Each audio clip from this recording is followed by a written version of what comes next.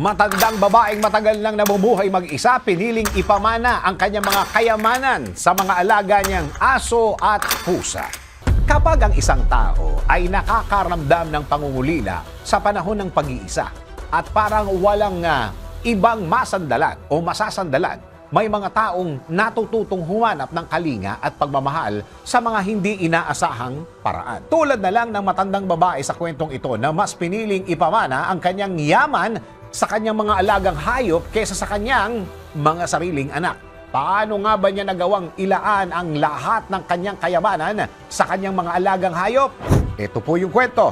Isang matandang babae mula sa China ang nagpa siyang ipamana ang lahat ng kanyang yaman na nagkakahalaga ng $2.8 million o humigit kumulang na 150 million pesos sa kanyang mga alagang aso at pusa.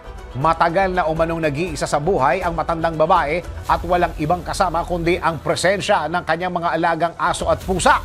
Ayon po sa ulat, wala ni isa sa kanyang anak ang nakapunta upang dalawin siya sa matagal na panahon kahit pa noong siya ay nagkasakit.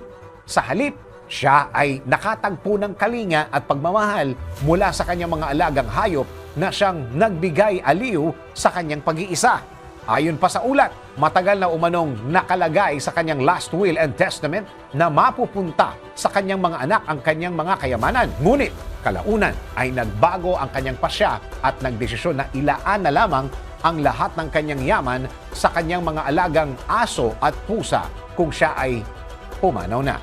Hindi naman umano pinapayagan sa China na direktang ipamana ang yaman sa mga hayop. Kaya naman, nagtalaga ang babae ng isang veterinary clinic na siyang mangangasiwa sa kanyang mga ari-arian at titiyak na mapupunta ito sa pag-aalaga ng kanyang, yun nga, mga aso't pusa. Ikaw, kung ikaw ang nasa posisyon ng matandang babae, mas pipiliin mo rin kayang ipamana na lang ang lahat ng iyong ari-arian sa iyong mga alagang hayop o aalalahanin mo pa rin ang iyong mga kadugo. DWIZ Research Report. Report. Thank you for watching. Tuloy lang ang panonood at pakikinig ng tamang balita sa DWIZ News, DWIZ News FM Regional, DWIZ News TV, Aliw Channel 23 nationwide. Mag-follow, like, subscribe at i-share ang aming mga social media accounts.